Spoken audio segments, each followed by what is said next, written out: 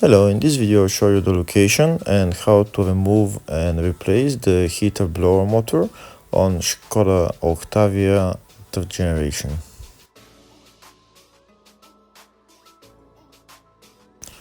The heater blower motor on this car is located behind the glove box.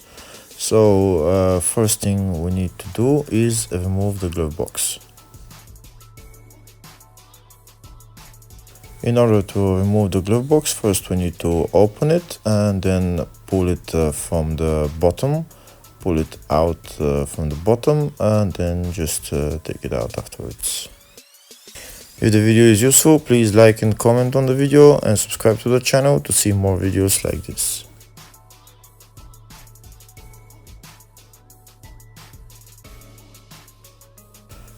Next, we need to remove the cover on the bottom, this one right there. It's held by two plastic screws that we're going to unscrew by hand.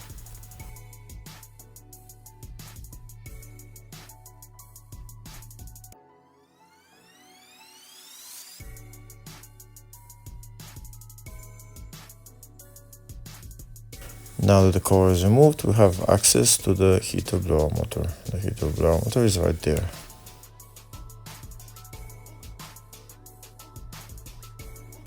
This is the resistor for the heater blower motor. First, we're going to unplug the electrical connectors. There is a plastic tab that you need to push with your nail, and that's how the electrical connector comes out. Next, we're going to remove the heater blower motor. The heater blower motor on this car is not held by any bolts.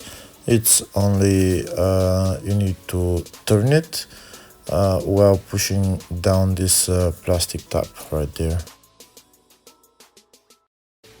So again, by pushing this plastic tab, you need to turn the whole heater blower motor clockwise, and then it will come off. That's it, it's released now, so now we can take it down.